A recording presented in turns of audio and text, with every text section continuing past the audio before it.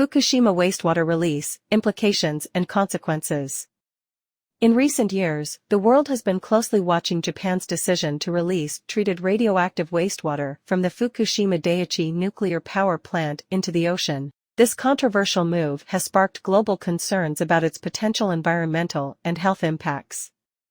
In this video, we will explore the situation, discuss the reasons behind this decision, and examine the possible effects it could have.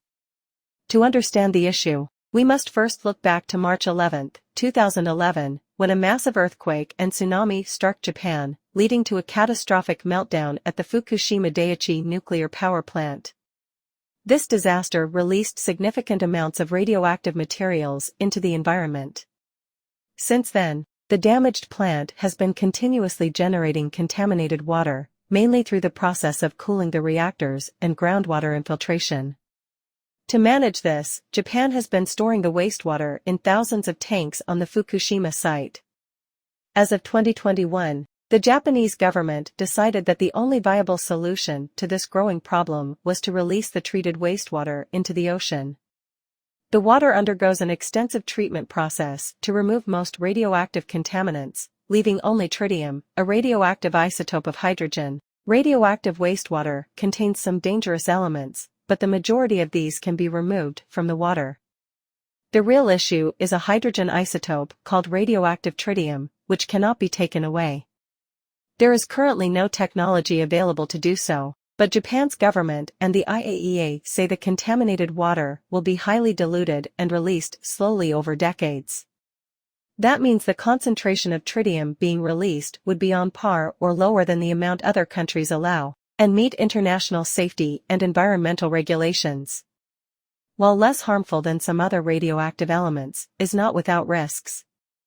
When released into the ocean, it can potentially accumulate in marine life, posing a threat to both the ecosystem and human health. One of the immediate concerns is how this release could affect the marine environment.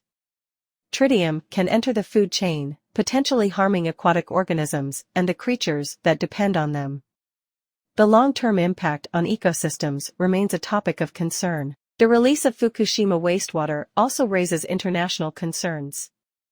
Neighboring countries, including South Korea and China, have expressed their reservations and called for more transparency and cooperation in the decision-making process.